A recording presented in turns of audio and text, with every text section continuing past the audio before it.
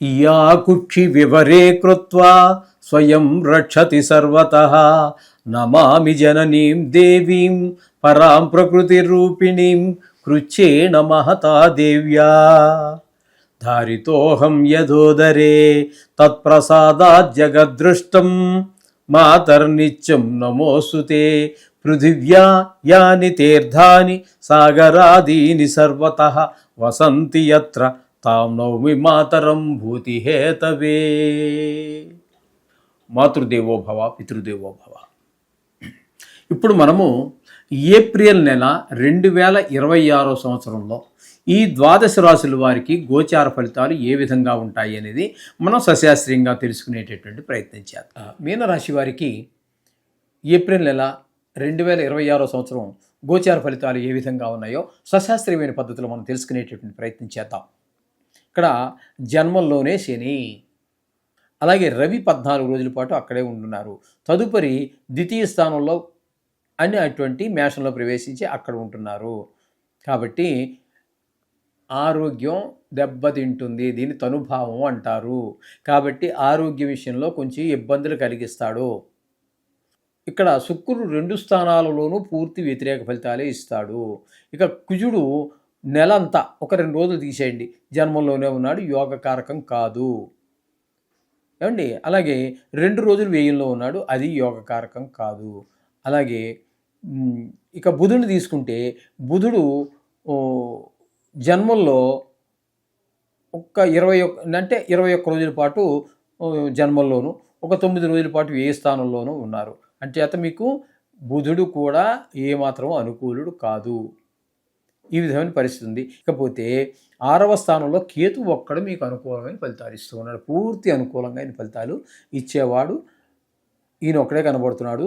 అటు శుక్రుడు ఇటు కేతు 2 గ్రహాలు మాత్రమే మీకు పూర్తి అనుకూలమైనటువంటి ఫలితాలు ఇస్తూ ఉన్నాయి. తప్పితే మిగతావి ఏవి కూడా బాగలేవు. ఇక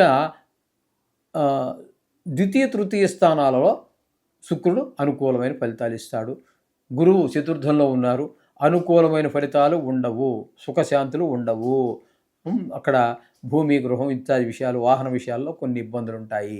కాబట్టి ఒక రకంగా చెప్పాలంటే వీరికి ఈ నెలలో కొంచెం ఇబ్బందికరమైన పరిస్థితులే ఉంటాయి. చేత ఎక్కువ గ్రహాలు ప్రతికూలుతుంది కాబట్టి కంగారు పడిపోకండి. శుభ్రంగా నవగ్రహ మంత్రాలు చదువుకోండి. మీ వ్యక్తిగత జాతకం బాగుంటే దీని ప్రభావం చాలా చాలా 10% ఉంటుంది. అది నిష్ణాతులైన వారు చెబితే. లేదు నా నోటికి వచ్చింది ఏదో చెప్పేసాను అనుకోండి, ఊరికే వినడానికి బాగుంటుంది. లేదు నేను చెప్పచ్చు, మీకు కొన్ని కోట్లు వచ్చేస్తున్నాయి రాసి పెట్టుకో, ఛాలెంజ్ నాది, బాధ్యత నాది, గ్యారంటీ. నా గ్యారంటీ ఏంటండి? 10 కోట్లు నేను ఎక్కడ గ్యారంటీ ఇవ్వను? 10 కోట్లు నా దగ్గర ఉండాలి కదా మీ గ్యారంటీ ఇవ్వడానికి. ఇలాంటి మాటలన్నీ మేము చెప్పమండి.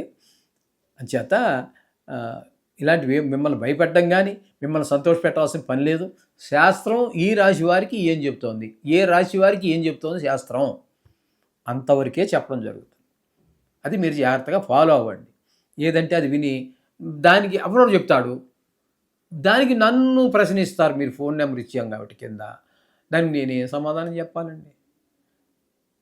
పోనీ ఆయన నెంబర్ ఉంటే ఆయన అడగండి, ఆయన ఏం చెప్తాడో చూద్దాం. రాసి పెట్టుకోమంటున్నాడుగా, రాసి పెట్టుకోండి. ఆయనది గ్యారంటీ కూడా, ఆయన గ్యారంటీ తీసుకోండి. మరి మమ్మల్ని బాధ పెట్టమాకండి దయచేసి. నేను చెప్పిన దానికి నేను రెస్పాన్స్ ఖచ్చితంగా నేను బాధ్యత వహిస్తా. అంటే మీ గ్యారంటీలో ₹1,00,00,000 గ్యారంటీ, నా దగ్గర 1 కోటి ఉండాలిగా, ₹1,00,00,000 కూడా లేదు. నేను దేనికి ₹1,00,00,000 గ్యారంటీ ఉండాలి మీకు? నేను అంచేత అలాంటివి ఏం వద్దండి. నేను చెప్పిన దానికి మీకు డౌట్ వస్తే నేను శాస్త్రం ప్రూవ్ చేయగలను అంతే. గ్యారంటీ అంటే నా గ్యారంటీ ఎంతవరకు శాస్త్రాన్ని ప్రూవ్ చేయడం వరకే. నేను ₹1,00,00,000 ఇవ్వలేను, ₹1,00,00,000 కాదు కదా, మీకు ₹1,000 కూడా ఇవ్వలేను. యథార్థం చెప్తున్నానండి. అంచేత ఈ విధంగా ఫాలో అవ్వండి. రోజు శుభ అశుభ గ్రహాలతో సంబంధం లేకుండా దేవుణ్ణి ఎలా ప్రార్థిస్తున్నామో నవగ్రహాలను కూడా అలాగే ప్రార్థించండి. సర్వశుభాలు చేకూరుతాయి. శుభం భూయాత్.